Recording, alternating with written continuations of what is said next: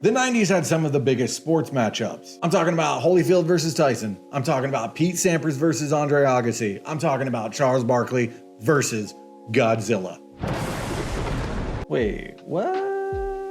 You may think it's just a child's imagination run wild pitting the king of the monsters against the Round Mound of Rebound. That's a weird nickname. But in 1992, Nike brought these two powerhouses together to settle the debate no one was having once and for all. Who is the better basketball player? I mean, it's Barkley, right? Because he plays basketball. A 30-second commercial was produced by Industrial Light and Magic and aired during the MTV Video Music Awards and was used as a promotional piece for the new Nike CB34 shoes. The commercial starts with Godzilla doing what Godzilla does, destroying Tokyo. And guess who shows up? Military? Superman? No, it's 160-foot Charles Barkley, ready for a destructive game of b-ball. Godzilla, donning a pair of pink goggles, channels his inner Kareem Abdul-Jabbar. But it's not enough to stop him from getting dunked on and getting checked right into the side of a likely fully occupied building, killing hundreds, if not thousands, of innocent people. Also, I'm pretty sure he squished a bunch of people when he was dribbling that basketball.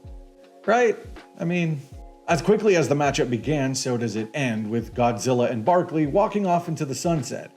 But not without Barkley offering Godzilla an olive branch, telling him that maybe he should play for the LA Lakers. What a time to be a basketball and a Godzilla fan. So, how did Godzilla end up in a commercial about basketball shoes? What's the connection? Well, it's a little strange. According to an article written for the online magazine Inverse titled Godzilla vs. Charles Barkley, the oral history of the most epic sneaker ad ever written by Brian Van Hooker, it was during a product meeting with Nike and advertising agency Weeden and Kennedy, Nike was on the verge of introducing a new product, a quote, big man shoe for the Asian market. According to Warren Akins, I'm gonna say Akins. According to Warren Akins, the former art director at Weeden and Kennedy, Nike had a history of dividing basketball sneakers into two categories, big men and small men, okay?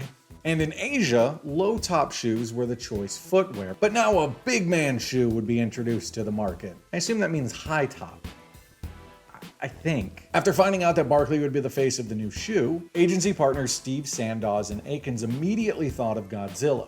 And who doesn't? I think about Godzilla like 3 times a day. Fuck the Roman Empire.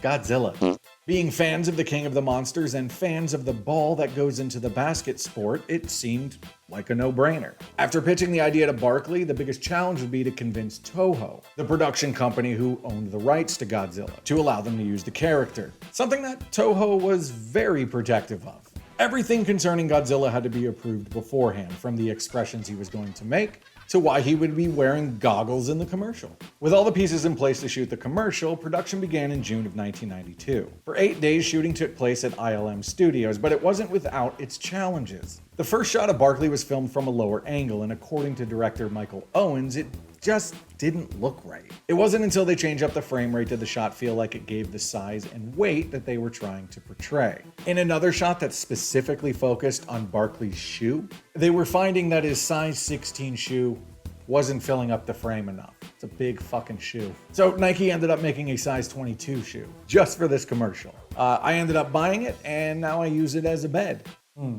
This shoe is comfy. Originally, this commercial was only going to air in Asia, but after Nike saw some of the footage, they immediately wanted a piece of the action. In fact, Nike was so impressed that they ended up airing a 30-second trailer that was originally used in a sales meeting to be shown during the NBA playoffs before the full commercial went on to the MTV Video Music Awards. The trailer mostly featured clips from old Godzilla movies and only showed a few seconds of Charles Barkley, but it was enough to drum up excitement and curiosity. The Godzilla vs. Barkley commercial ended up being a huge success, with various pieces of merchandise in support of the ad like posters, t-shirts, and even a comic book, which I absolutely want. Almost Christmas. This commercial goes down in history as one of the most bizarre yet totally 90s pieces of content to ever exist.